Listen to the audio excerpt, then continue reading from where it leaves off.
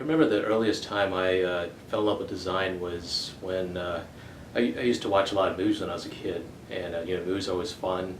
And I would watch the movie and I'd just study every little detail about it, and then I'd say to myself, like, I would probably change this or this or this. This and this doesn't work so well. So naturally, I had a tendency just to look at what was there and see a certain way to improve it, and that's kind of what got me into design.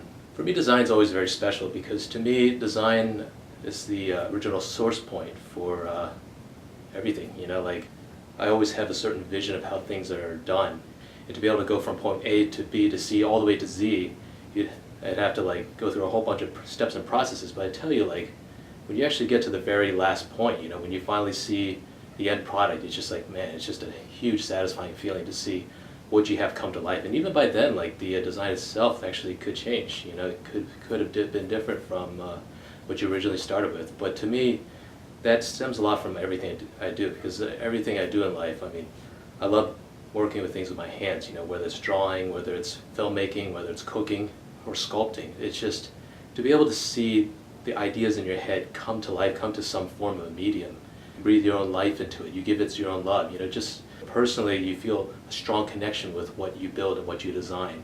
And being able to have that in there, it really speaks a lot to you, and it has that sense of sentimentality, something that no one could take away, something that's just special between you and whatever you make.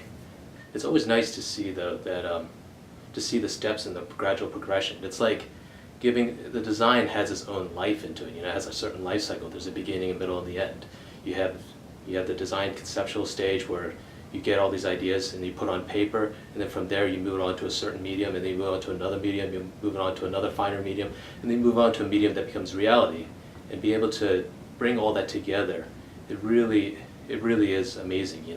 And to have your passion filling into that, it really does create that idea of love.